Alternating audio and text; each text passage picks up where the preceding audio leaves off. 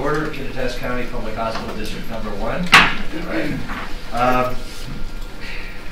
We'll start with the approval of the agenda and any items to be pulled from the consent agenda. Any additions, any changes to the agenda, or anything to be pulled from the consent agenda? Hearing nothing, then motion. Okay, Erica makes a motion. Okay, seconds. Okay, all those in favor of approving the agenda as is? Aye. Aye. Okay. Consent agenda, you guys have had a chance to review the minutes from the June 27th and the board meetings. And then the approval of checks, foundation report, finance committee minutes, council minutes. Any questions or anything about the consent agenda before approval? So moved. Okay, a motion from Roy to approve. Second from Erica. Any further discussion? If I could, I would just, on page 8, call out, we did incorporate the grant writing function into the executive director of our foundation position when we replaced Michelle with Lauren Whitman. I wanted to know if Lauren is reporting all the grant opportunities that she's currently engaged in on the foundation report. It's in my position. Yeah, I remember that was one of her board meetings, right? It's nice. That's great to see you. Any additional comments? Hearing none. Motion to, we had a motion and a second. All those in favor of approving the consent agenda, say aye. Aye. Thank you. All right. Presentations. Kyle. Kyle West, Community Health Central Washington. The floor is yours. Thanks. Thanks for having me. If you guys can stand up and join me here. So I wanted to introduce our new residency class. So every year we have a new set of residents coming through. This is Sierra DeLay and Christina Bowen. And I wanted to hand out our updated roster so you can see all of our lovely photos. I might have not guessed on exactly the right number for everyone. That's fine, we can share. Kyle might be here just a little bit about our 2 new residents. Yes. So, and I've also got Sherry Finn here. So Sherry is one of our 3rd-year residents. She is our Ellensburg chief resident. So she sort of leads the residents and helps them if they encounter any difficulties. So I asked her to help me introduce our new residents. So Sierra DeLay, she hails from Soap Lake. Where is it? Royal City. Sorry. That's small town. It's fine. Royal City. She and her husband. So, yes. And she went to school at Central Washington University, got a biology degree, and then went to Pacific Northwest University at the DO School in Yakima. So she and her husband have lived here for several years already, and then he commutes back and forth to work. But she is here because she enjoys rural medicine. She wants to stay in the area and full spectrum family medicine. So. And Roy was my boss for a couple years, so.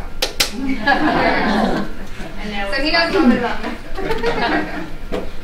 And then Christina Bowen, her husband and her 2 children are here from Alaska, Wasilla, correct? Mm-hmm. And she got her undergrad at University of Anchorage, and then went on to get an MBA after her biology degree, and then went to PNW as well for her DO degree. So we're happy to have them. University of Anchorage? University of Alaska. University of Alaska, Anchorage. Sorry. I'm getting my words mixed Gotcha. up. It's more like clinic day. Oh, welcome. It's great to have you here, and we're really excited about this program, and we're really very supportive of it. Love having a relationship between business and KPH. So it's good to have you. Any questions for them or anything? Erica? I have a quick question. Sure. Just want to know what it was like when you were going. It was exciting. I won't deny it. It was a little bit anxiety-inducing because you have to do 2 heats, and I really wasn't sure the boat would survive the second heat. It got a dent in it and some water inside, and I was like, I think I'm going to fail. But back from but I wanted to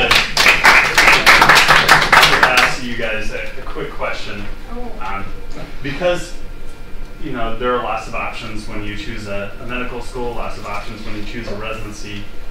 Why did you choose to come here to Ellensburg? My reason was definitely location. My husband works back home in Royal City. He's an orchardist, and all my family, seriously, all my family is in Royal City, pretty much. So I didn't want to go very far away. And I like the area. I've never left Central Washington. I got my undergrad here, Yakima for medical school, just circling back around. So I don't think I'm going anywhere. Might as well train where I'm going to stay. So. I'm from a rural area, so Wausau is not very large. We're near Anchorage, which is very large, but I prefer smaller areas. And our focus more on Ellensburg was because it's more of a family-friendly environment, and my kids are both going into junior high this year, and so I want to have them in a nice, safe place. And we are also close to family. We're about 4 hours away across the mountains. This was a good person. So far, we've really enjoyed ourselves here. We're still getting acclimated to heat, though. It only lasts for a week. So far. Great. Any other questions? All right. Well, thank you again for coming. Thank you. Welcome. Okay. Next on the agenda, Bruce Tabb, and presentation about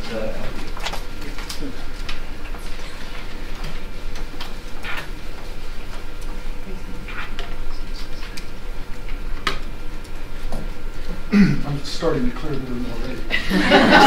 This is not a good sign. I want to thank you for having this in this evening. This is a really great opportunity, and I really do appreciate just the approach that the hospital's taken, I think, with Julie's leadership in terms of reaching out to the community. It's not just about a presentation of Ellenview's room.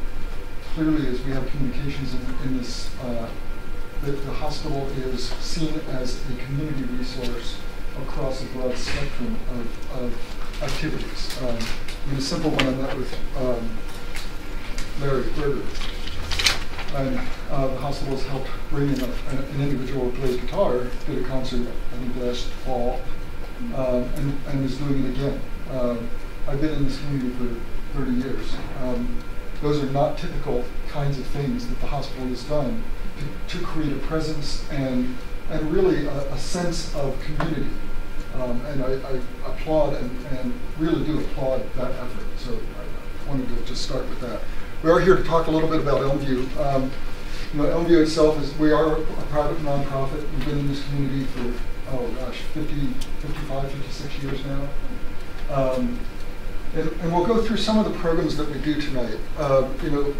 Ellenview, in certain ways, I think is similar to the hospital. I mean, in a lot of ways, our organization started because of community need. I mean, it really was that you needed a health delivery system.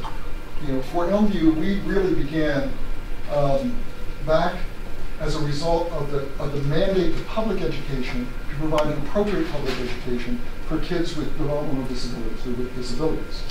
What ended up happening is those kids who had been historically institutionalized were no longer being institutionalized. They were growing up in communities. They were living in their communities. But they got to age 21 and the school districts really had no responsibility anymore, except back. And it was really parents and for this community, professors from Central that put the initial program together. It was built up this community, it remains in this community, though now we provide service throughout Central Washington. We've got over 370 employees. We have an office up in Wenatchee. In Yakima, we provide Lower Valley service. But our focus and really our roots still run in Kittitas County. And that's not working. Turn on on the side. Oh. When the green light, that's a good sign. So a part of what we wanted to talk is we probably a couple years ago, and I think Libby might have been on the board when we went through this, or just going off. But we really took a look at what our mission is. And part of that is we equip people to identify and reach their maximum potential. The thing that's interesting for us is our roots were working with folks with developmental disabilities. And in a lot of ways, our community still sees us as that. It's not what we do. It is one of the pieces that we do, So when we began to look at our mission, part of what we wanted to talk about was an expanded population. And part of what we wanted to talk about when we would talk to people at groups like this was, we are serving a range of folks. We do through some supported living, senior nutrition, employment services.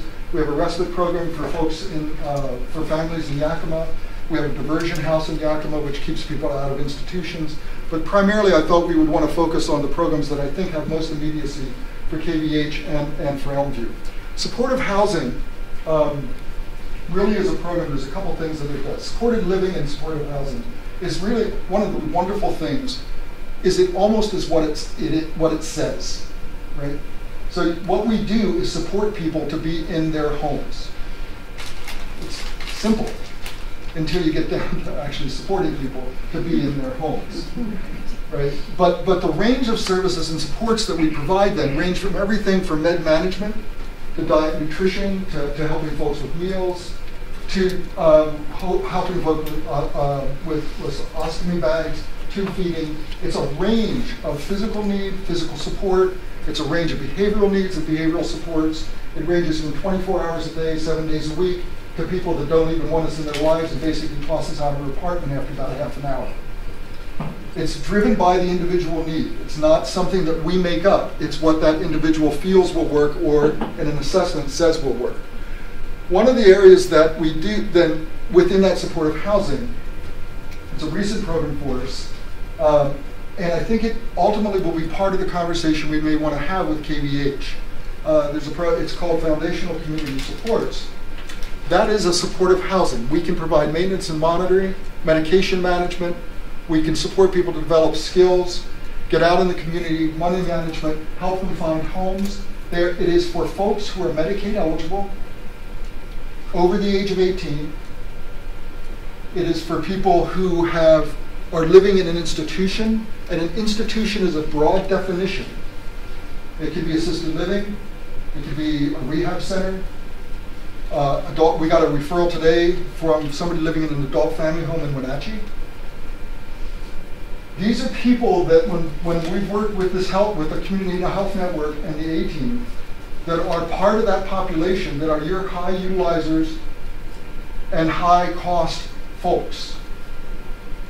So if as part of this conversation, part of your takeaway as the board and potentially as the staff that's here, there is a program that has developed. It's called the Medicaid Transformation Grant. It's framed as a 5-year pilot, but it is up and running, and it is up and running in our community. And what we need to be able to do is identify those people who can get the benefit from that program. The Senior Nutrition Meals on Wheels, I think, also ties very directly to a lot of the work that you've done. I initially got tied up with the A-Team with Kevin because I felt like we were underutilizing our senior nutrition program, particularly Meals on Wheels. Meals on Wheels delivers meals to people in their home 5 days a week, and they get frozen meals for the other 2 days. By definition, they're not able to get out, and they're not able to cook for themselves. The problem that we have when I started working with the A-Team is a definitional one. The only people whom we can qualify for Meals on Wheels are, oh wait a minute, that's that senior thing. You have to be 60 and above or you can't get a meal. We don't have the funds. We can't figure out how to do it. I believe there are folks that are under 60, a 48-year-old congestive heart failure, diabetic, who needs or could benefit from nutrition counseling, someone coming into their home, doing a safety check on what's occurring, are the trip hazards. One of the conversations we had with the A-Team when we were going through with the Rural Health Network piece of it was people are not showing up to their appointments. Community health, when we were talking, your discharge, here's your exit papers. I mean, you guys know the drill, right? Oh yeah, I'm supposed to get back to my doc in 2 weeks. That didn't happen. And then all of a sudden you're out in a place, their physical conditions deteriorated, they're calling the first responders and they're coming back in through your ER. This particular program, I think, ultimately can serve those folks if we have that conversation to make it work, ultimately. Just something to think about as we go through this. We do a congregate meal site. We've actually recently partnered with Fish That's been a really cool thing. We were working at the Ellsberg Adult Activity Center. We already partnered with the Centennial Center in the Upper County. Congregate meals are for folks over 60 who can get to that meal site. The really cool thing for us, I think, in partnering with Fish is their open table program is it's a community. It's a social network. For the Adult Activity Center, we were literally down to serving 8 to 10 meals a day. We're now serving, I think, 30 to 50 meals a day for eligible people at Fish's Meal Center. Upper County, if you're familiar with the Centennial Center, 60 you show up, you sign a little form, basically you get a meal. We don't have waiting lists. So what ends up occurring in the Centennial Center, then, it's folks that just get to sit down and have a meal with their neighbors. You're not identified as, oh, that's the senior who gets a seat for the senior nutrition, or, oh, look, there's another old person sitting in the old people section. It's just the Centennial Center. That community, that's a hub for that community. Those folks go there for those meals. For us, for Elmview, the reason we got into this was actually, this is history, none of you probably know in this room, is you guys actually cooked before we did it. And then KCAC at the time, which was Home Source now, held the contract. So they contracted with the hospital, then they picked up delivered meals, and so there's at least one head nodding. It's always nice, at one level, there's this piece of like, if nobody has the history, I can say anything I want. You know, and then there's that one person there that's been here for like 20 years going, oh no, I don't think that's right, Bruce. I don't know him well enough to call him out, so we'll just let it roll. But so what we did when we got into it was nobody else in the community was really stepping into that gap. I mean, it really was it. And we looked at it from an Elmview perspective. We had a number of folks whom we were providing residential services for who were aging in place. We were successful. Right? People who'd been institutionalized and moved back into our community. They were living here, they were dying here. They were aging here and dying here. They needed to be part of that senior community. We felt like if we took the program, we could facilitate that kind of integration. The other piece for us, and this is one of the folks, is that it provides employment and training. That's the other part of what we do. We provide employment, or we support people to be employed in our community. So the senior nutrition program, if you think about where would people go in this community to learn commercial level cooking skills, so that if somebody were ready to move into a job in your kitchen, they've already had that opportunity of what's it like to cook 50 or 60 meals? What's it feel like to get through a lunch rush? So part of the reason Elmview got into senior nutrition was because we do employment services for folks. We provide support and we provide employment. We do assessments. We partner with businesses in our community. We have folks that can't meet every criteria. We do what we call job carving. Job carving means that it's been interesting because we've got a number of folks now working with the county. The county, if you're aware, you probably might be aware, but it's fundamentally a union shop. And so we've had some conversations about, that's a union position, how do we make it work? Here's the criteria. The county and the union has been really willing to look at, well, if we can carve out these job duties and responsibilities, it actually makes these folks more productive. And then we provide the support and training for the individual in the office. And the reality is, you get a more productive workforce, and the union understands that they actually have a dues-paying member. It's not a loss for anyone in that type of scenario. We're going to do the video, but the other piece is to recognize that part of what we do as Elmview is we're there. We do not go away unless you tell us to go away, and the person does. It's long-term support. So a lot of the folks that we provide support for have cognitive issues or barriers to employment. Their issues will not come up. They learn, they will be there, they will work. But an example for Holmes Dining Hall up at Central. We've had a person up there working since 1992. Back in the day, there was a different Holmes. I mean, the Holmes was an older building. They came in, and Doug, this guy's name, had been working there already for about 10 years at that time. Did all the recycling for him. Building comes down, tore it down, and we got a new CERC. His job changed. Part of that long-term support was Central did not need to train him. They worked with us to support him to learn the new job that evolved with CERC coming online. And he didn't lose his job. He remained a really valuable employee, still up there. Now we can do the video. It's only me.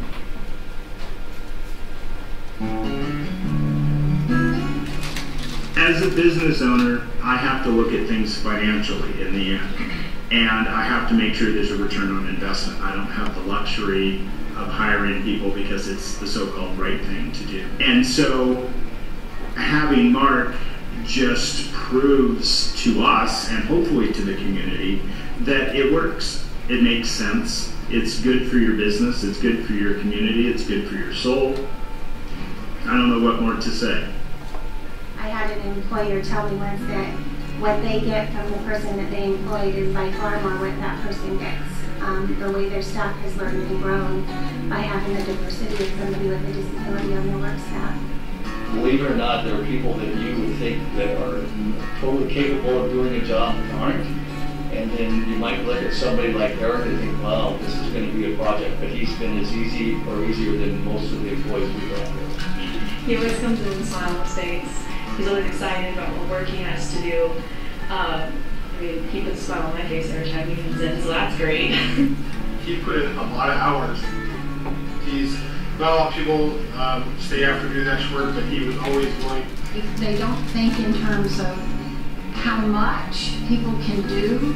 They just see limitations, and I think that as people begin to know the participant, then they begin to see that there aren't as many limitations as they think.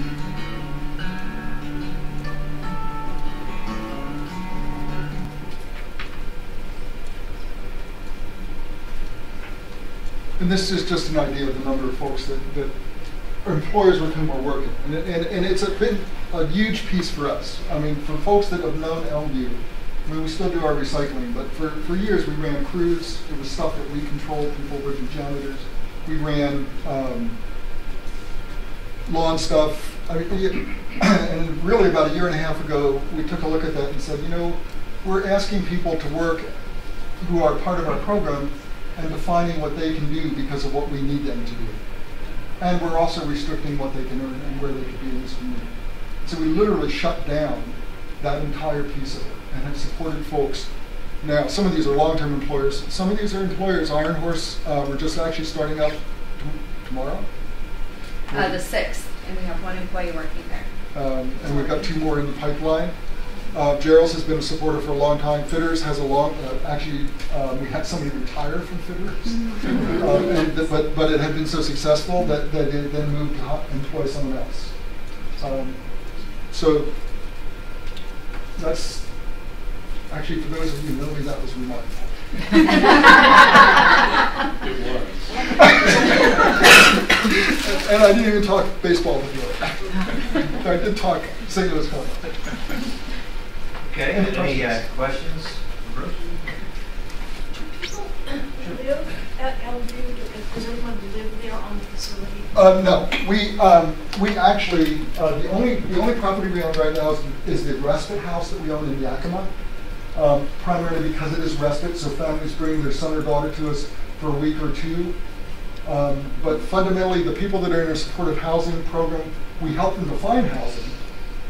We have a great relationship with a number of landlords around town, and housing is a huge issue, as most of us know. But really what we do is support them to have a landlord-tenant relationship the way anyone else would.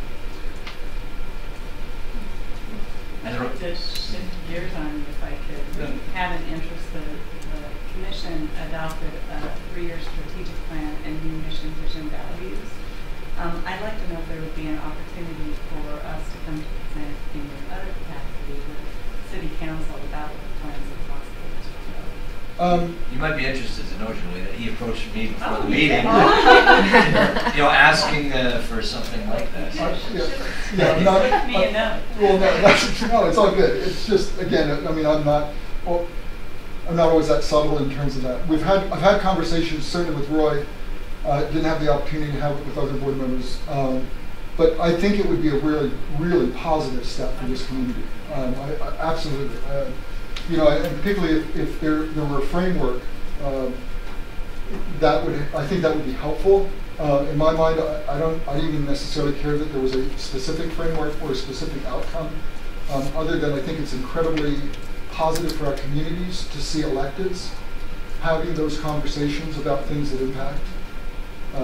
We're having similar conversations with the school board, and actually would probably be open to sort of a broader, even roundtable, perhaps with the school board and this commission and city council. So no, I think it'd be awesome. All right, I will follow up on it. Cool, thanks. Additional questions about Anything else? I mean, I think I've known you a long time. Elmview's done some tremendous things over the years. I mean, just see the growth, not only employing folks, but it's just the evolution of the programs. And to see that continue growth, that's pretty empowering. Could you define the mission of Hope Source? No. So, or I guess the objective. In other words, I think many people, including myself, have confused Elmview and Hope Source. I clearly can't speak for Hope Source. We partner with them. We have currently we're partnering with around some folks. It's a homeless housing authority. Hope Source. Hope Source is doing some of the skill development stuff around money management, budgeting, and supporting folks to be in the home. We're doing the employment stuff. I guess I need a little bit more specifics. I'm not sure. It sounds like both these organizations do the same thing. I think that our supportive housing. I mean, so I guess a couple things. From my perspective, our engagement with folks is much more intimate. If that's an appropriate word. And when I say intimate, it means that long-term support. My experience of Hope Source is that they will do the academic stuff and some of the counseling and other pieces. We will do those pieces, but fundamentally the commitment is to get a person employed and then support them to be on the job. And if that requires, and I should introduce Johnny who put this together, Johnny Crossland. Under all of the people in the room and the roles we have, usually to Bob's point, if anything happens like this, it's been me for 30 years. But Johnny is now picking up some of the marketing and communications piece. It's just like this incredible thing for me. And she does an incredible job. She's also a job coach. What a job coach does is we work with the employer and then we work with the employee, and we will be on the job working with them to train. I don't know if that's Hope Source's model. The supportive housing is also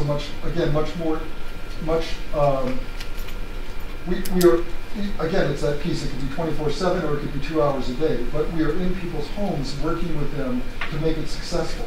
So if you have someone with a traumatic brain injury that qualified for the Medicaid program that I mentioned, we would go into that home and we would be able to put the different jigs and supports in place. So it could be marking the stove to make sure that they understood where high was and where low, or whatever their visual cue or how they're learning their curve. My understanding of how Hope Source's programs work is that they would not be doing those things. And I can't speak to their programs.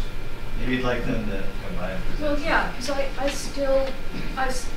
let's say there's a person with disabilities that moves to town.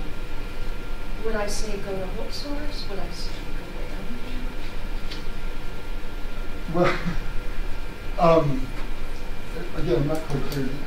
So the majority of our supported living folks, if you have an individual with a developmental disability, that's a referral that we would get through the state. And then there's an assessment done, and basically we would then begin to provide service for that person for whatever that level of assessment indicates, whatever number of hours, and you sit down and you agree upon a series of goals and you work on those. So if it's around cooking, or if it's around sustaining, or community engagement, or whatever it might be. Bruce, if I can help you out. Hope Source population isn't defined by disability. It's defined by need. Hope Source has more resources in terms of housing and transportation as opposed to food insecurity. They do more veterans. They do veterans programs. In terms of who you would send somebody to, the Kittitas County Health Network, and I'll talk more about that later, is putting together a central clearinghouse essentially for referrals for people who are falling into the safety net. And we hope to run the first test case through, but eventually what we hope to develop is a single web-based platform that that a partner agency, whether that's KVH or Elmview or any of one of the other dozen or so partners, could make a referral.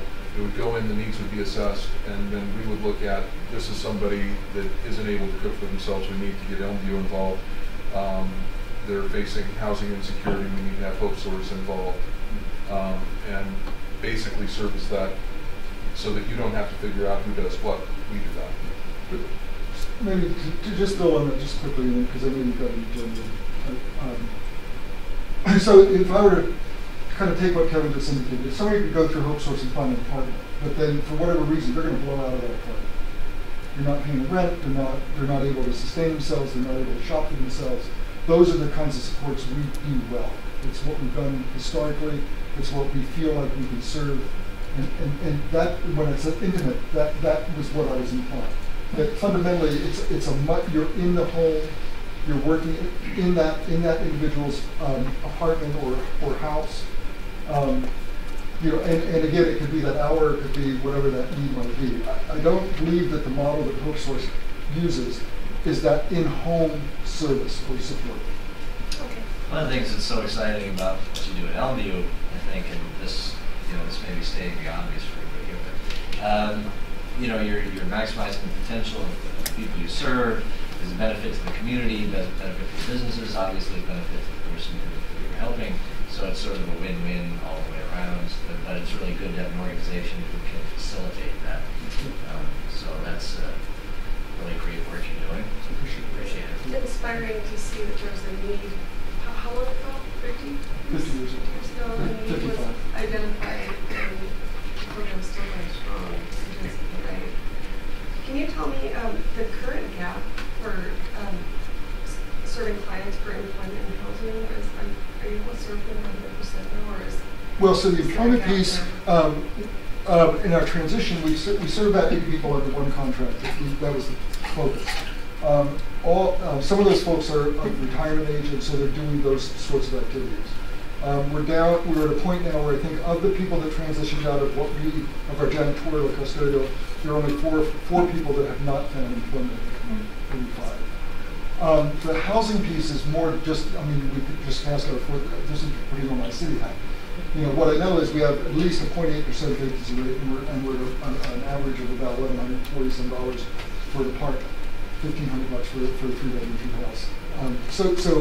So we're in that same challenge for the folks, for anyone, whether it's foundational community supports, whether it's people with developmental disabilities, whether it's folks that are in a waiting list for housing authority. We do not have adequate, affordable housing stock in this community. The folks whom we provide services for are in that same arena. We're sometimes more successful, and we have a relationship with Hope Source around Crestview and all of it. We've got people in those. If people are not in that housing, they are cost burden. Because basically in Hope Source, or most of the models there, you're about a 30-35% of your income goes to occupancy. So if you're on fixed income, Social Security, when you begin to earn, it's still going to be about 30%. They'll just adjust as you earn. If they're not, when we've done internal studies on folks whom we're providing services, we're up around 60 to 65% of an individual's check is going to occupancy. So that it's a gap. It's a huge gap. It's a need. It's one of the reasons I think we were successful as a community in passing the affordable housing initiative that we did. And that commission actually has been appointed and will start meeting this month. This is the city. Any last questions? Thank you. Thank you very much. Appreciate it. Thanks for the work you do.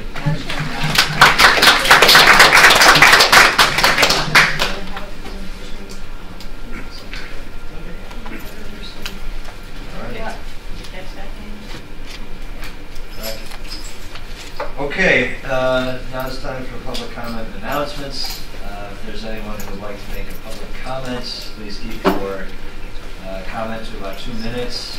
State your name and address at the beginning of your comment. And is there anyone here who would like to make a public comment? All right. I'd like to make a quick announcement. Okay. Bruce alluded to Brandon McLaughlin, who came to Ellensburg a couple months ago, and the hospital supported with his sponsor on Facebook. And he will be coming again in November. And several, I think there's other people in this group who are working with the department to facilitate that. Okay. Thank you for the hospital support. Yeah, great. And I'm sure we'll get an update when the date's solidified. Okay, moving on then to reports and dashboards. We'll start with quality, Mandy. So you have my report, but I do have a couple things to add. First is part of reporting to CMS for the merit-based incentive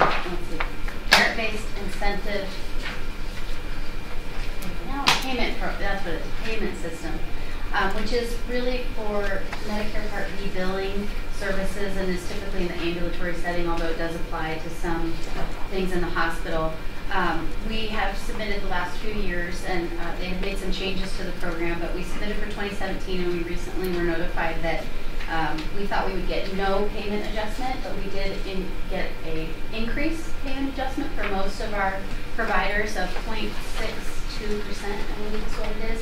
It is only on, I believe, Medicare Part B billing, and that's supposed to be applied in 2019, but we'll see if that actually happens. But that's really exciting. We were hoping for no negative adjustments, and we actually got a positive adjustment, so we're really proud of that. And just I want to point out too, in the Cerner quality data work we talked about, we will be starting to initiate our QAPI, so the Quality Assessment Performance Improvement Planning for 2019 this fall. That will be coming to QI Council in the next few QI Council meetings. And then, if you had any questions about the dashboard?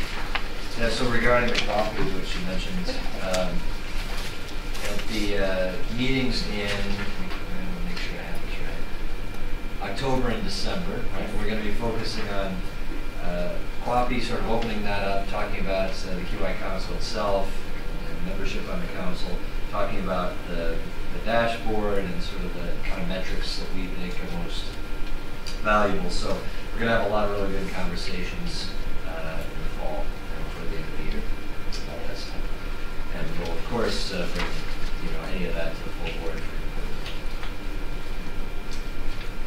Any questions for Mandy? Any questions about her report or dashboard?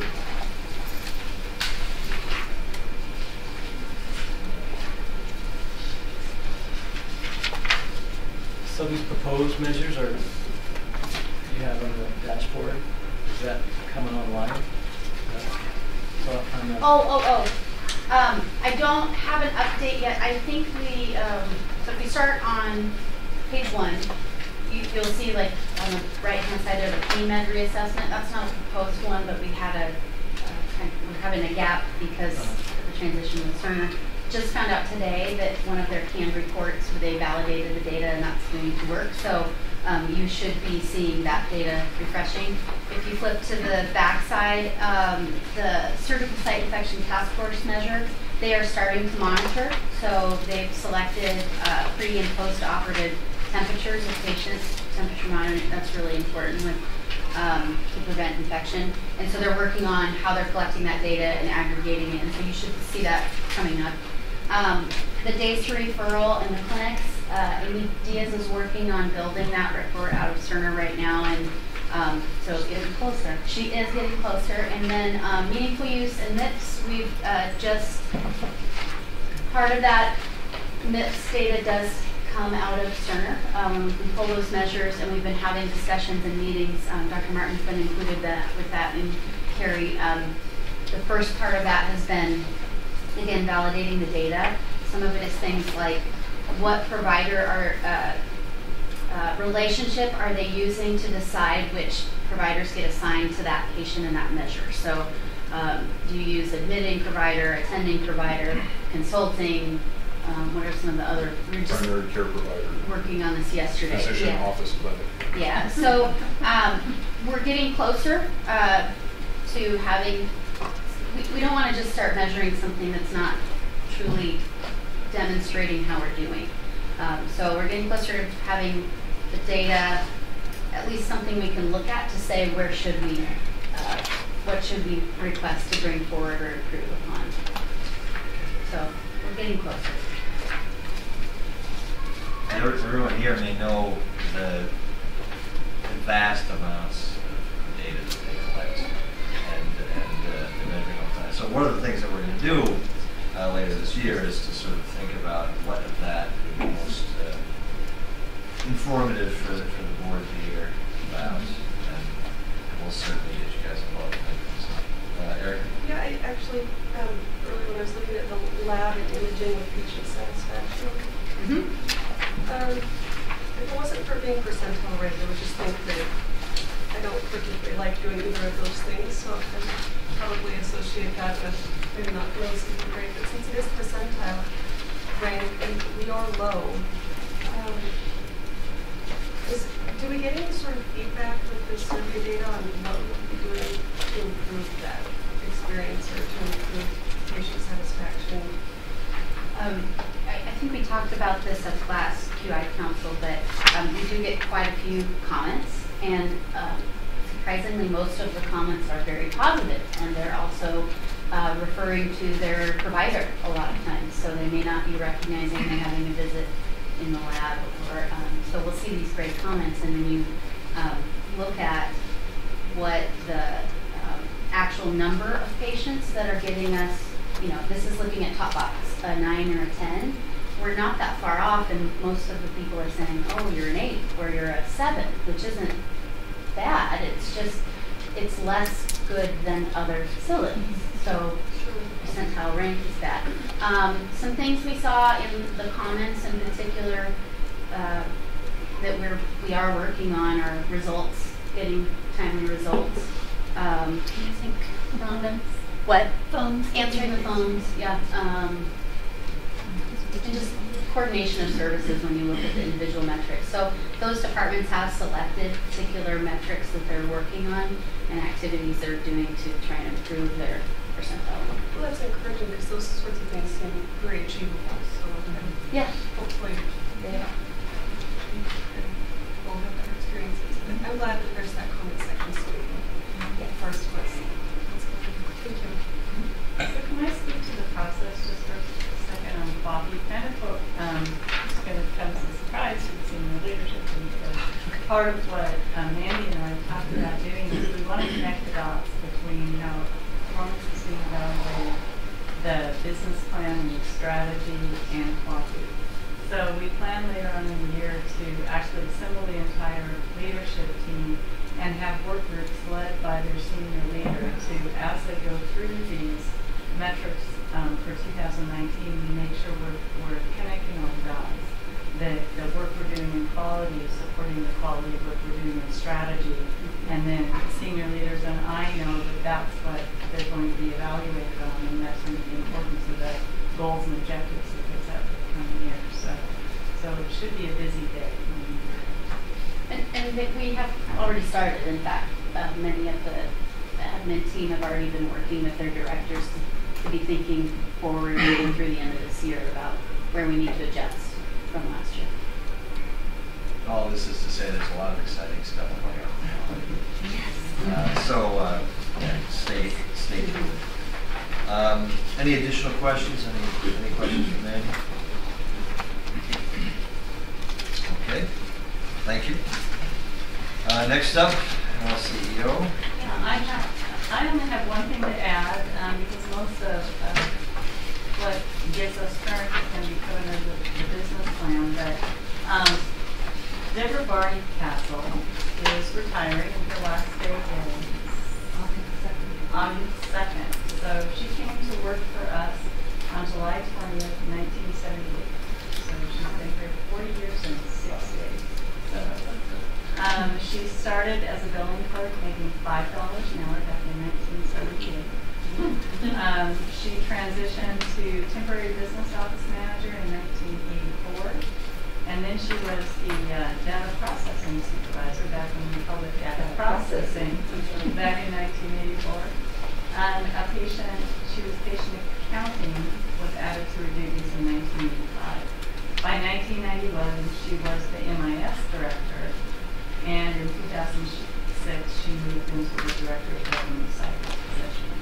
So she has been with us 40 years, and she is retiring.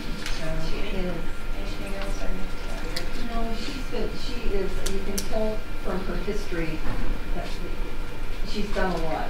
I call her a Jill of all trades or something. She's been an incredible resource for us. She's someone that, you know, a question comes up, how do we fix this, what do we do, and she dives in and does it. So I'm happy for her that she's retiring. I'll be very sorry to see her go. And she is a great resource. Would you agree?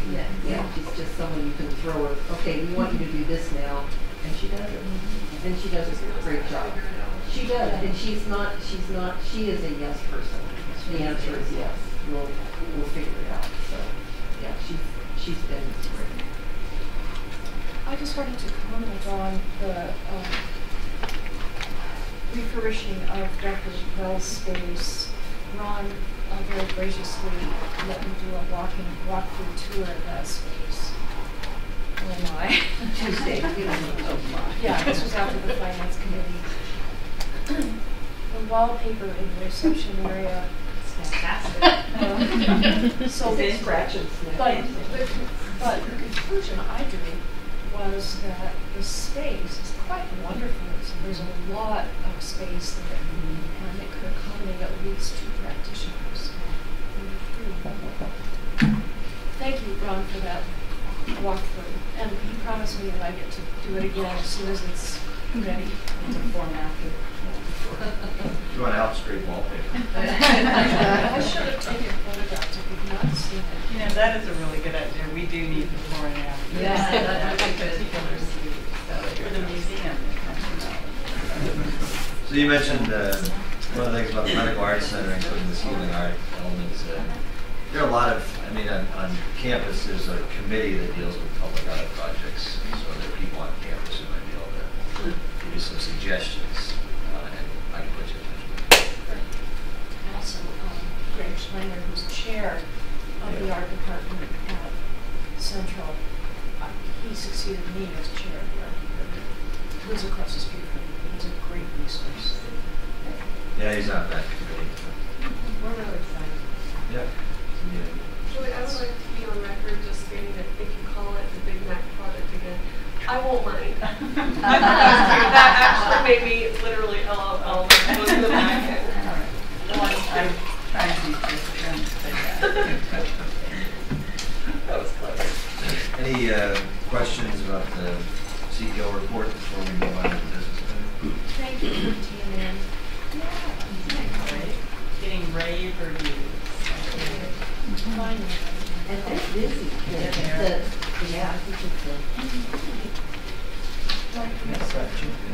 chocolate, yeah. Chocolate too. So should we launch into the business plan? Yep. All right. Let's do that. Don Solberg is listed as the position champion on access, but small edit. Yes, he refused to attend this evening. I tried. Access. Yes, access. Dr. Martin will talk about strategy 1. So recruit and retain physicians and APCs, advanced practice clinicians. We presented at the special meeting in Chelan. It's worth calling out, especially in light of Bruce's presentation, we've expanded the GMP program to where we now have 5 providers involved in that, and are hoping to start deploying them to the homes of recently discharged high-risk patients, and essentially make a house call within 48 to 72 hours of discharge for people with COPD, CHF, that are at high risk of readmission, high risk of failure. We have new providers We have a new pediatrician starting next week. Probably the biggest news that isn't in this report is the decision earlier this week that all of the providers of family medicine Ellensburg will be opening their practices. Always. Cheers. Everyone in family medicine in Ellensburg except me. We all three heard it. We did. Yeah. So there's some scripting to be done, but that should be happening fairly quickly. And I will just say that there was no reluctance about welcoming patients into the practice. It's about the processes. It's about the scripting and communicating with patients. I think they were all very enthusiastic and saw the need and were really looking for a way to help us meet that access.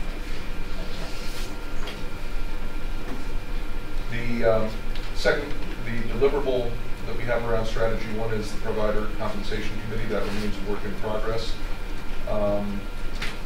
We should be able to get the work group together hopefully by the next board meeting.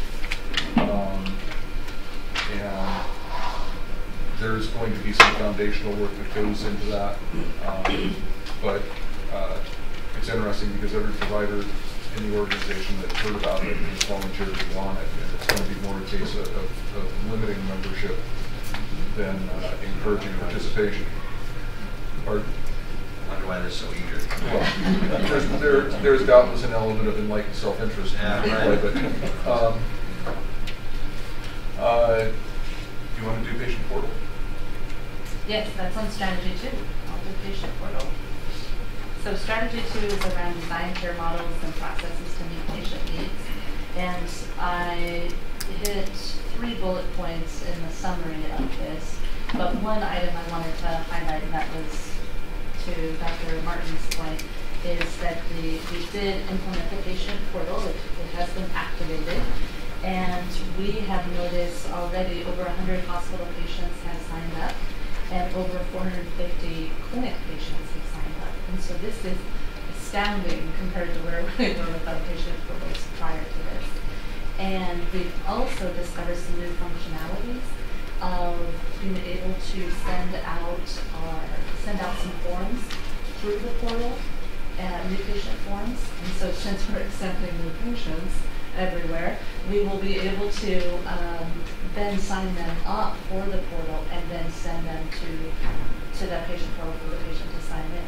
This will then increase the numbers for our patients to access the portal. So this is more functionalities are coming, which is great. What sort of functionalities are on there? Is it the standard, like seeing their chart notes and their labs and lab imaging, chart notes, paying your bill, scheduling appointments? Or you can request an appointment.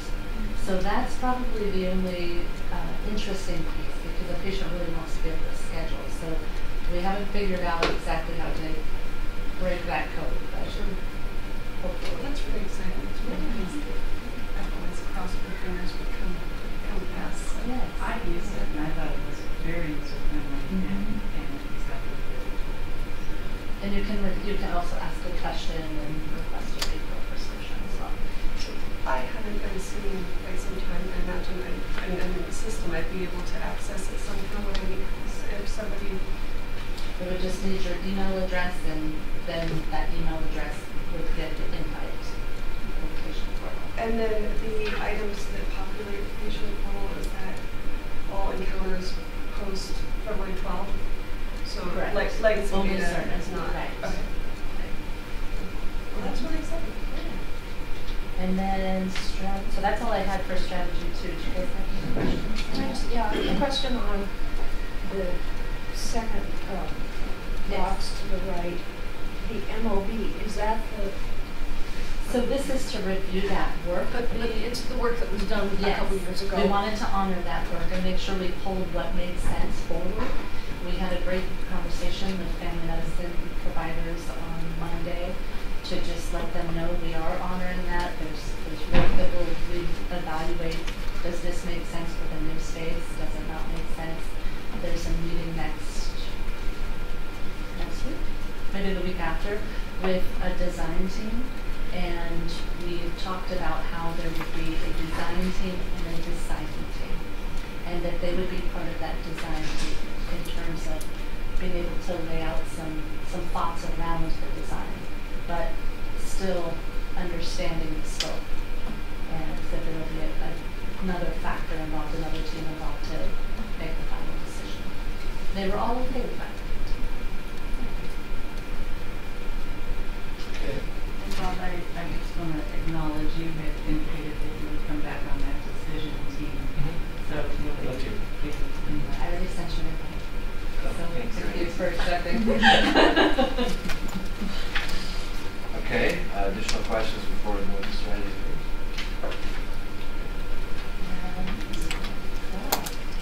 Well, we've been gathering information on the different buildings that we have. So what I found out is that we had some building assessment done.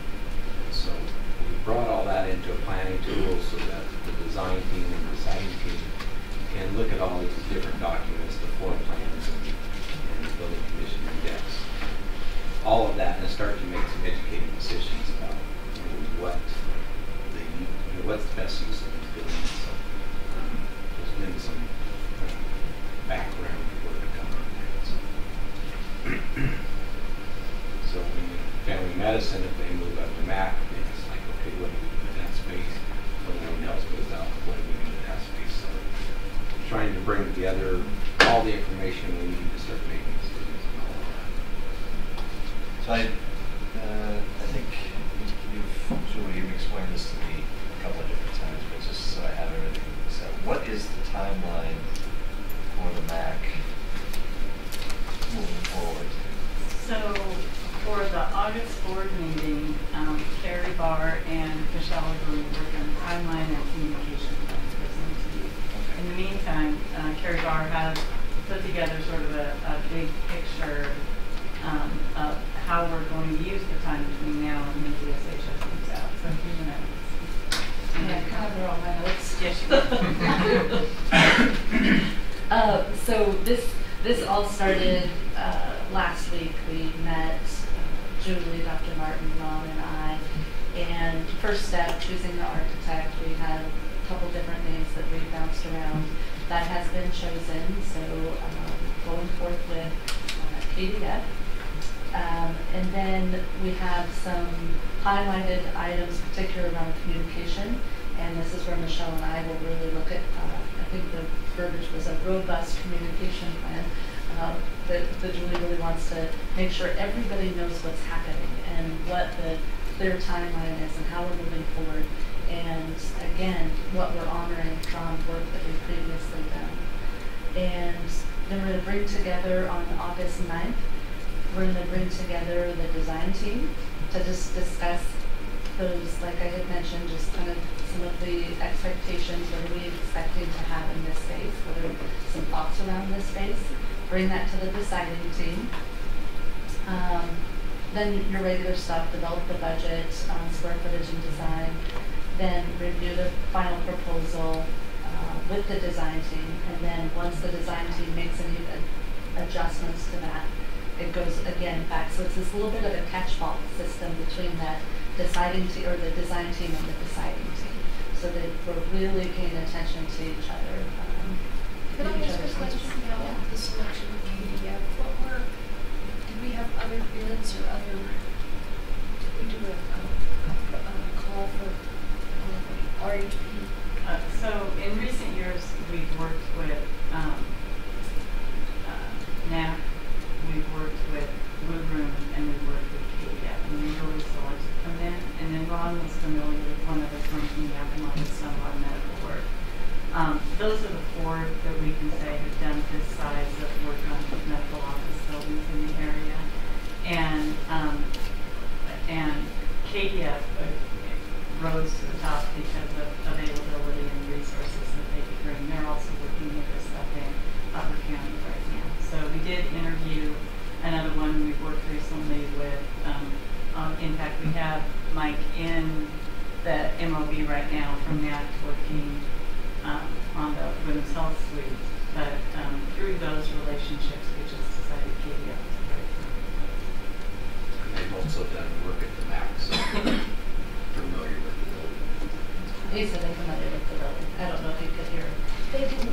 didn't look, did they? Because I would have said, if they did, you should go with someone else. It was T-Guy. Yeah.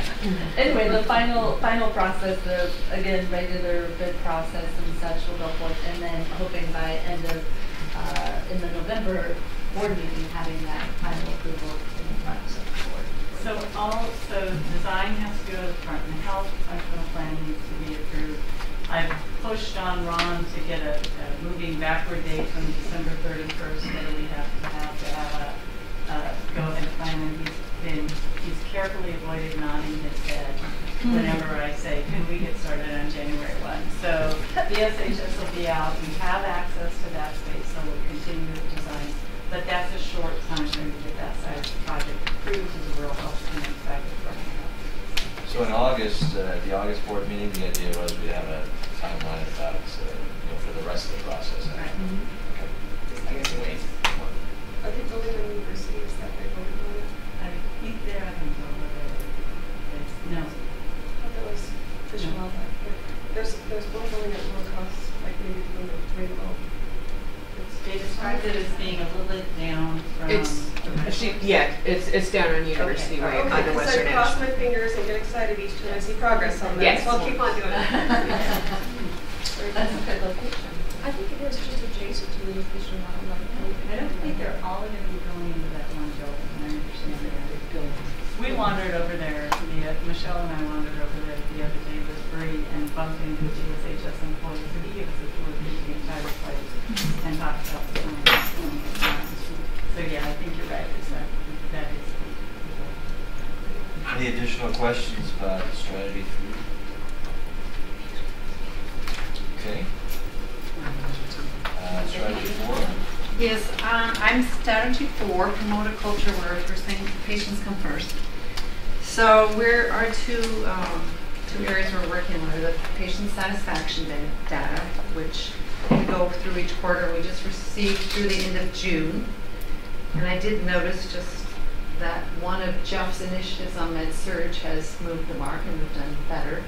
One of his areas of concern was the noise at night, patients complaining about the excessive noise, and the scores on that were much better this time, so it shows that we're working on that. So we'll continue to look at those and pick out 1 or 2 per quarter to work on individually in each department. So that's kind of ongoing. And the other area was the Code of Excellence, which was developed several years ago by the employees. So we've just started quarter 3, so we started a new initiative, but for second quarter it was treat each other as equals and as you would be treated. So every month Michelle and her team have been great about portraying the different employees and areas to represent that. They're on all our screens, they're on our reader boards, they're everywhere. So that was for second quarter. And third quarter is come to work with a positive smile and great attitude. We believe that if our patients see that in us, they're more likely to come back. One of the questions I have under quarter 1 about each educate staff on the expectations of patients. I was in the hospital last summer for about 10 days.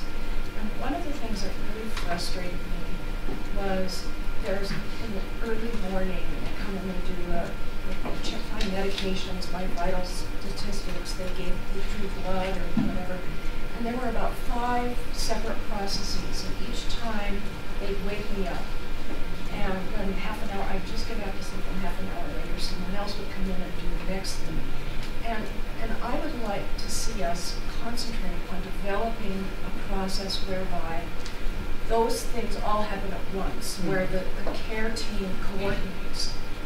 And I don't know that's ever, has it ever been talked about? Oh yes, definitely, because we hear that a lot, especially during the night hours. We'll try to teach nursing and the technicians on how to batch their work.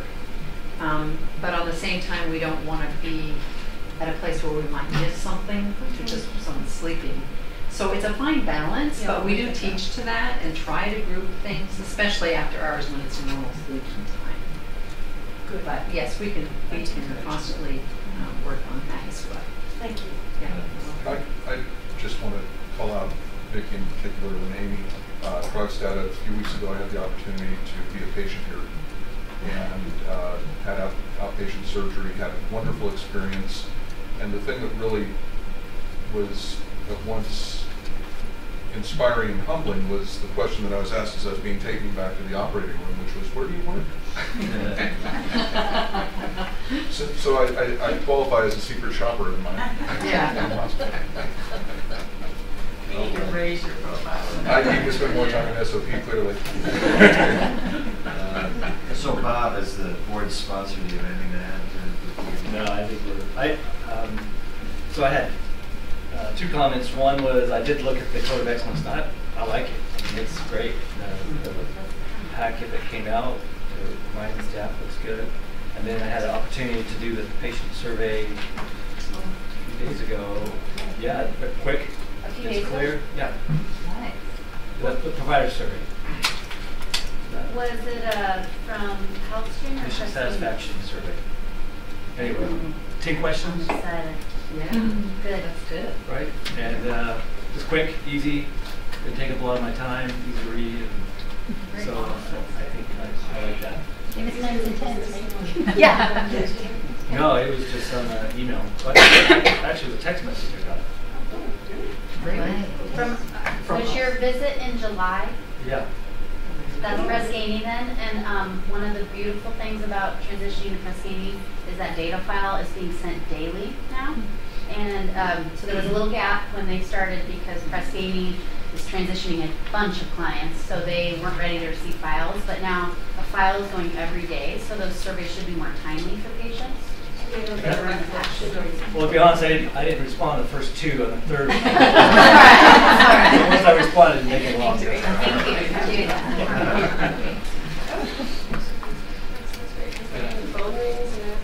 Yeah. Anything else about access before we move on to? All right, thank you. Now to community engagement. So I'll just pop up and talk about strategy 1, promoting health and well-being in the community. The one thing that we didn't really call out in our report, but it's something that we're doing on a regular basis, and I know some of you have attended, is our KVH and Community Education Series. You've been seeing them in the board reports, whether it be the stroke panel, their sun safety. This month we have a concussion summit coming up, which I'm extremely excited about. We have an in-depth partnership with Ellensburg High School that will be participating in the summit, as well as our staff will be going into some of their coaches meetings and staff meetings for the athletes training. We also are partnering with CWU, and their goal is to bring a athlete that has experienced a concussion to be on the panel. And then we've got Dr. Martin, Vern Smith, and we also have Rob Virgil up at Nice and Salem. So it's an exciting series that we're bringing forward, and we're learning a lot on what's working. And as we look into 2019, we really want to get feedback on what other entities are doing, what the community needs, and that's how we're going to also tie into the CHIP and the improvement program to see what's out there and how we can partner and improve that in 2019. That's my strategy 1. I also wanted Dr. Martin to talk about KCHN and how that ties in with the community health improvement plan and how we're going to really work together on that. So you had a presentation on the community health assessment by the county a couple meetings ago. That was the first part of the CHIP process. The CHIP is the Community Health Improvement Plan. And based on the CHA that you saw, we had work groups that put together a plan to address the needs in the community as they were identified. KCHN is a partnership between KVH, Community Health of Central Washington, Hope Source, Aging and Long-Term Care, KVFR, EMS District 2, CWU, and actually we're in the process of recruiting representation from Ellensburg schools and from the city of Ellensburg. And the strategic plan of that group is to further the CHIP, to make things better in the county. That's the body that is working on the centralized referral platform that I spoke of earlier. Julie has just rolled off the board as chair, although she's still serving. I've taken over from the other Dr. Martin as vice chair.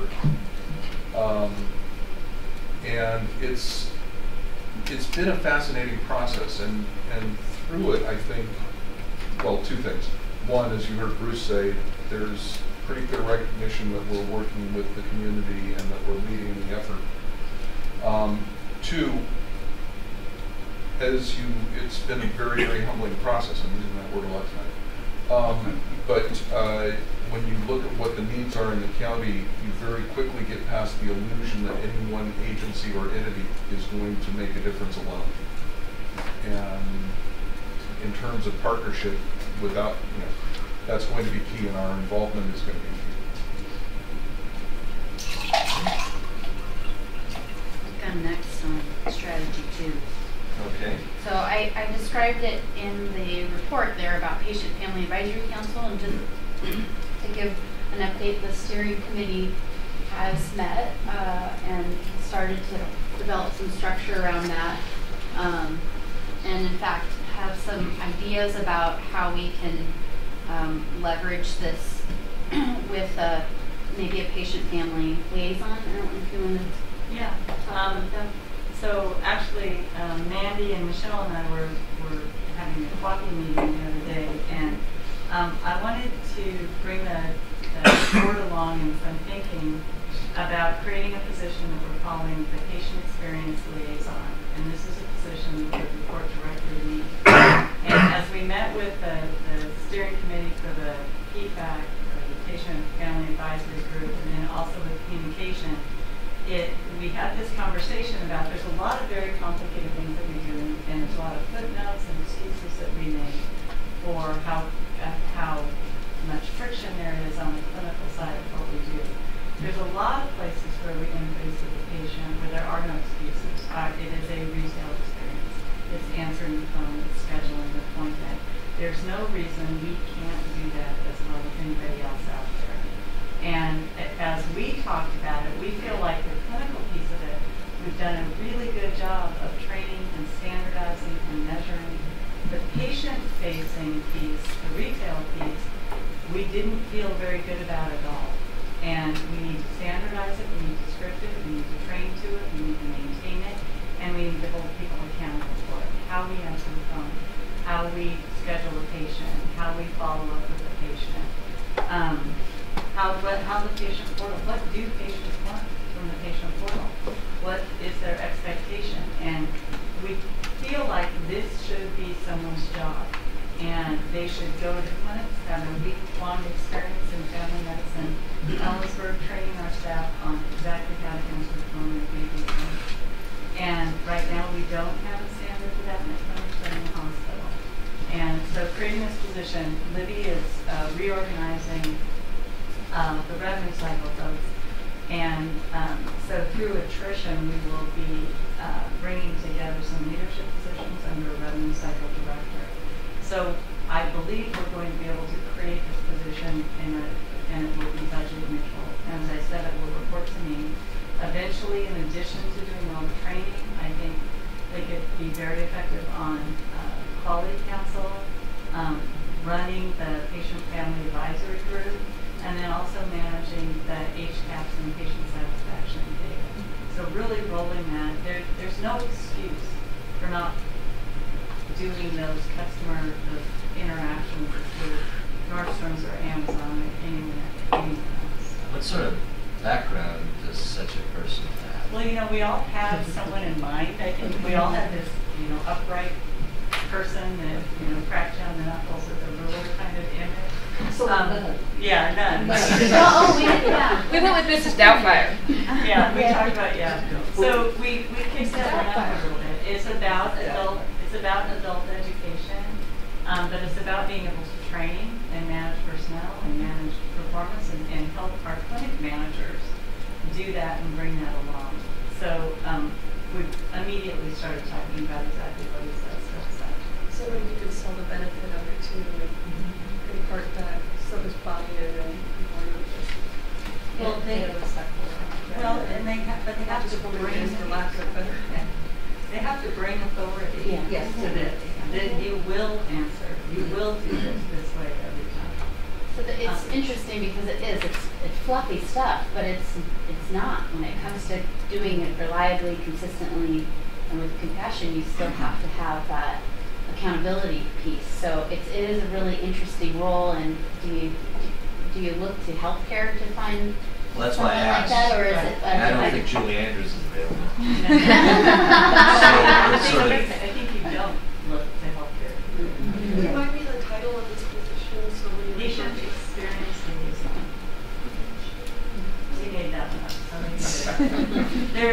Larger systems do have a chief patient experience officer, so we're not inventing the wheel.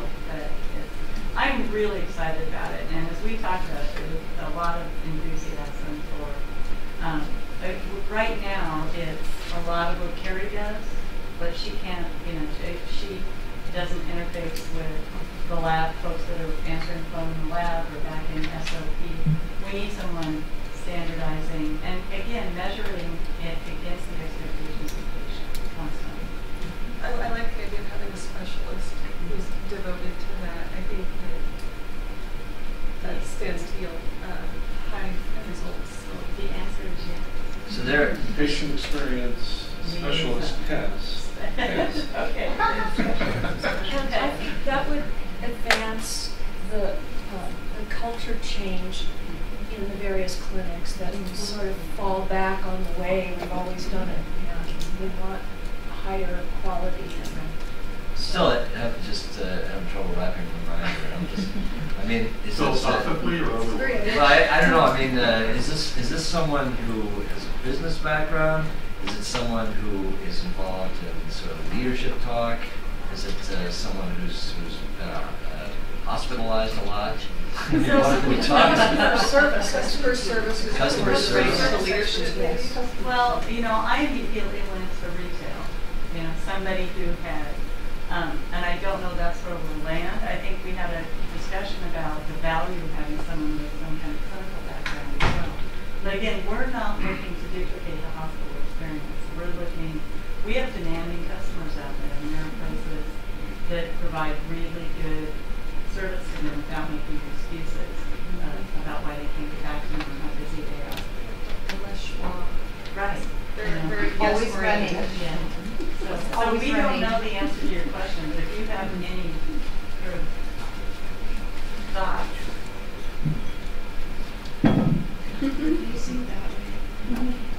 Well, no one ever gives me a makeup back. Well, they should. Lovely voice and no. Matt, I don't like Tammy Cantor Street. I can project. You can. I can project IT. So what are your? It's all right. So I said I was talking about this this evening. I wanted to walk a fine line between testing the waters and asking permission for this, and I'm getting sort of mixed reviews from the commission. No, I mean, I think we're supportive of the position. It's hard not to get a weenie, right? I can see it very clearly. Oh, yeah. I mean, I don't want to, I mean, it seems to me it would be really easy to get someone who's about as deep as a bird bath, trying to, No, we don't need somebody, we don't need a cheerleader. No, right. We are not looking for a cheerleader. We're not looking for someone to roll out the next Disney program. This is, at the end of the day, what we train to, we hold people accountable to. So that's a pretty... But I think that people are generally, if I'm getting the feel, I mean, people are generally supportive of such a position. Yeah, I mean, I think the patient experience is everything. So I think it's personally the low-hanging fruit of the whole solution. So if you can fix that problem, you can really get some of these numbers and perceptions just off the table. So I'd be supportive of that. Is that the general idea, even though you're not asking for permission? Are we generally supportive of such a position? I would hope that whoever this hell is, that they, can you hear me? Yeah, I can hear you. Oh gosh, I don't like that at all. That they would, this may be second nature to someone who does this sort of thing where it's magical, unicorn is, but that they would explain the why, because I think buy-in is important, and whips can be cracked, and we can hold people accountable, but in order for it to be a believable experience from the patient, I'm hoping that there's tremendous buy-in from staff. And I think that in order to impart upon an employee why it's important, they would explain why it hasn't been working in the past, what's slipping through the cracks, what is resulting in a negative experience for the patient. So one of the things that really struck me in a conversation I had about this was that someone said, you know, in healthcare, we're forever handing friction back to the patient. We know that it's hard to get something. You know, it's difficult to schedule things in the right order. It's difficult to get the authorization. But we feel like by getting the patient to participate in our friction is part of what they're there to do. And that's not something you expect in a good retailer or a good customer service experience. The friction's in the back room. It's seamless and it's easy upfront. But because so much is complex in the real product that we deliver, the clinical care, we carry that same attitude to the front desk and to the retail experience. And so differentiating between what we expect to be simple and as good as for the patient as any other experience out there, and honoring the complexity of what we do on the other hand, I think is the balance. I was at IKEA recently, and I do it better. In each department, they had this little kiosk, and it was a survey in each department, and each of them had different questions. Were you able to find what you were looking for? Was help available when you needed it? And it was 4 different colors of a range of emotional little faces on these buttons, and you could just give real time, like, hey, this went well, you know, give it a green, or, you know, I was really frustrated and no one helped me, I give it a red, sort of a thing. And I don't know if that, if we have a... like the pain scale.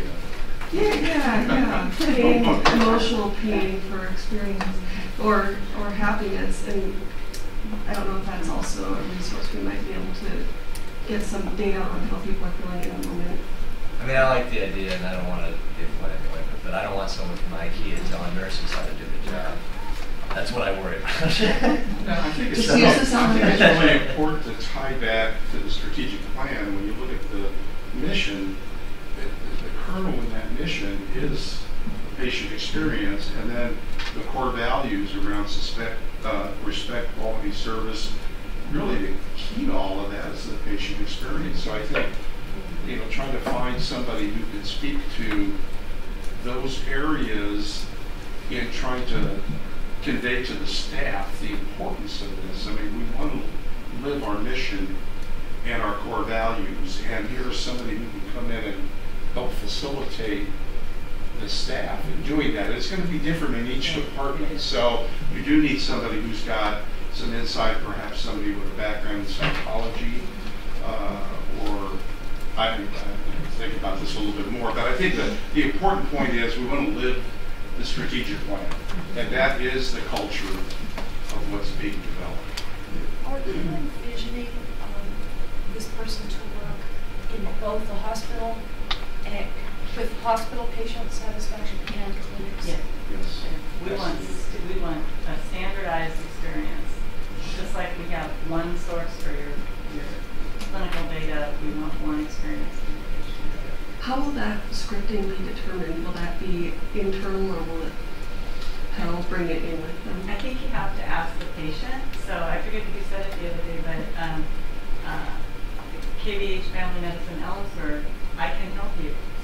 I mean, is that how we want every phone call answered? I mean, I really like that, but I think we need to ask. That's very Pearl Care. Is They use that.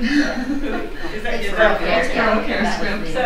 So, you know, whatever we decide, we have to ask the patient. We have to know what's the best experience. Okay. I'm not going to know that. I know mine. Not. All right. Well, it sounds like we're supportive as long as you do it right.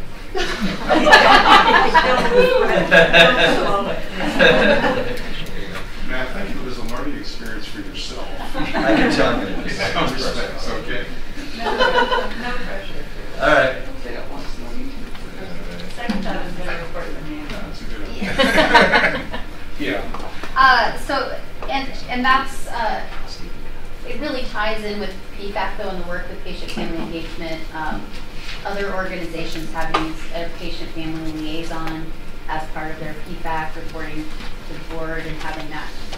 So it really does align with this strategy as well. I'll just point out too in the report that I talk here also about HealthStream and patient satisfaction surveys, but it really does link also to Access and what Vicki was speaking of. So there's more detail there about where we are at that process. And that's it for strategy 2 that I have. Okay. Any questions? All right. Thank you. Strategy 3. Okay, strategy 3 under community engagement, be a strong community partner. So we had 3 deliverables to talk about during quarter 2. Everything's put into the report, and I'm really just going to call out a couple of things on 2 of them. One of them is underway, working very well, thanks to some work that Lisa Potter's been doing. That's our community presence assessment. But the other 2 are a little off schedule from what we had originally planned to do going into quarter 2. The first one being the student program. We really wanted to be able to take a look at our current status with our student program so that by the end of our strategy in 2020, we'll have more of a proactive outreach program rather than sitting back and letting students come to us. We'll be going out and targeting which programs, schools would be really useful to us in the community. Yeah, currently right now we have 93 different students with 15 different schools and 26 different programs participating in some level of an internship or rotation or externship here at KVH. And we really want to take a look at what types of programs are out there, where are the gaps and needs for us right now moving forward as a healthcare system. And there was a lot of work to be done there that we didn't feel that we had the full assessment ready to be able to bring to the board in quarter 2. So we'll look forward to bringing that to you in quarter 3. The other is our pledge for equity, and that's the #123equity. This is part of AHA and WSHA.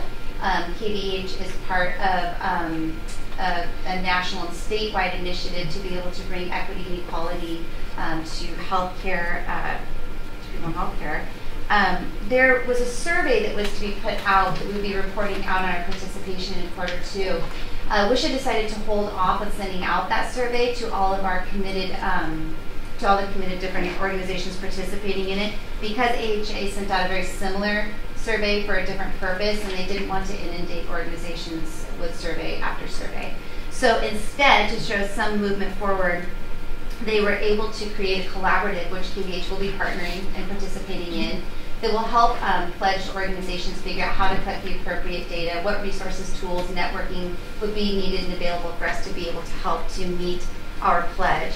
We had our first call just the other day. I participated on it with about 8 other organizations, and we're going to set monthly meetings moving forward just to talk about how to collect data, what types of resources and tools we'll need, and they also established a really great listserv so we can stay in communication and touch with each other.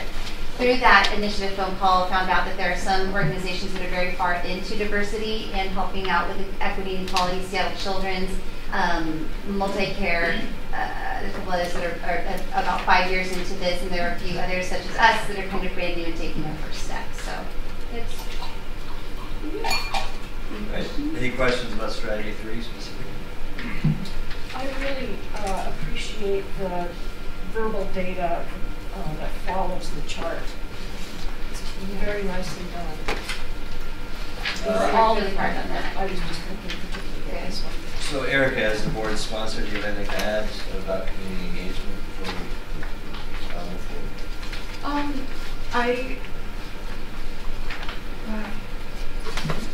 I do, and I have a comment.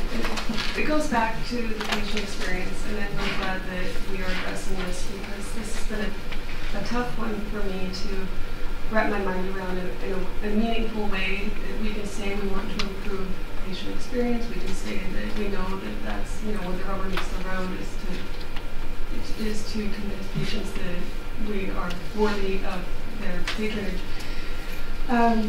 So actually, taking the reins and making a positive direction here, I think that it's going to be fruitful, and I'm happy to see that we're doing that.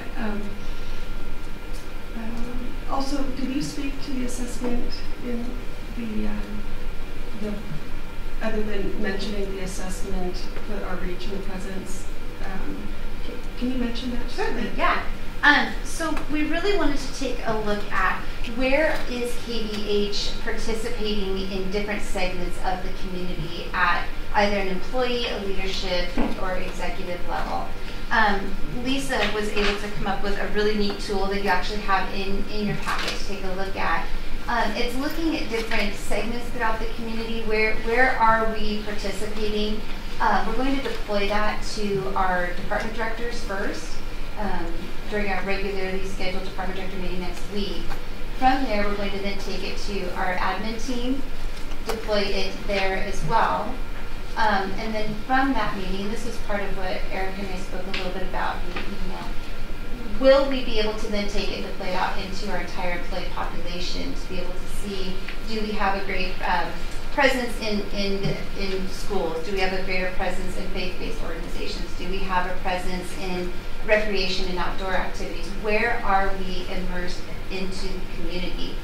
We know where we are immersed from an organizational standpoint, but more informally, where do we have that presence and what influence might we have in these different sections throughout the community? And is the thought that based upon the results of this survey that we can identify connections if we need to reach out in order to partner, or then we know where to look instead of scrambling and wondering? Right. Yep. Yeah. Any last questions about community engagement? The best one. Thank you. Okay, on the financial sustainability. Financial sustainability.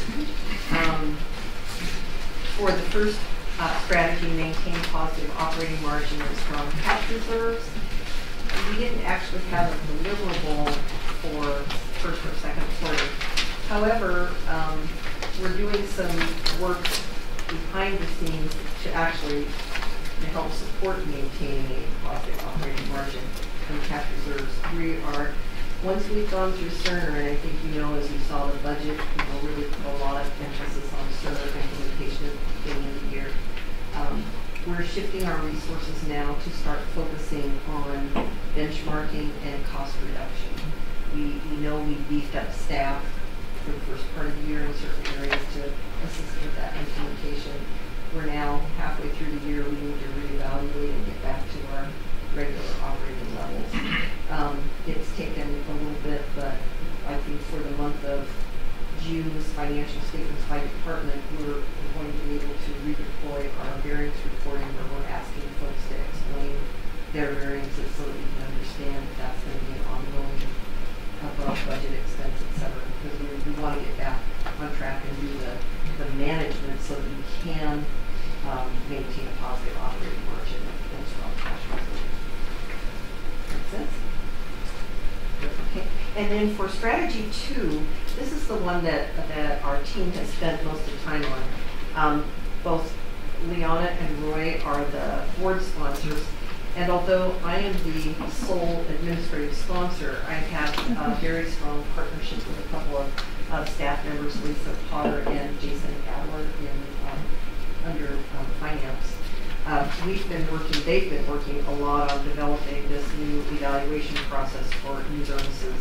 We had some trouble getting Leona and Roy together and meeting, but we had a very successful meeting last week, and we'll be meeting every 2 weeks now as we work through refining what that process looks like.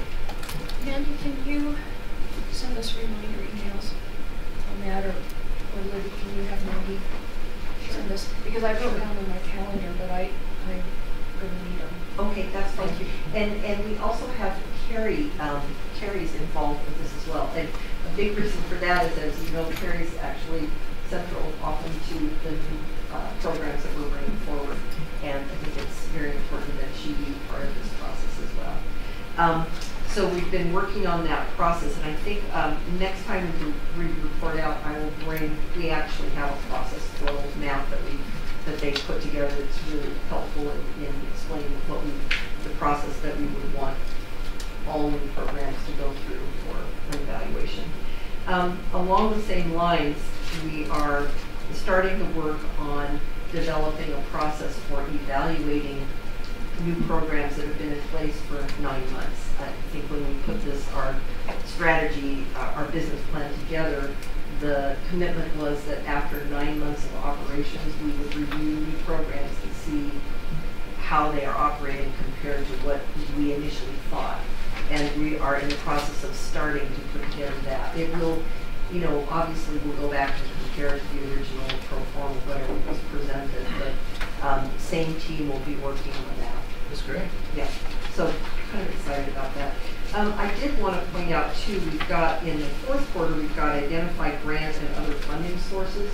And now that we have Lauren on board and she's already kicking off grants, looking for grant opportunities and applying for grants. So that's really underway. I would say almost separate from what we had in the strategic plan. But it's great she's out there leading the grant pushes, I guess. Leon and Roy, as the board sponsors on this, anything to add? No, I think, well, go ahead, Leon. No, go ahead.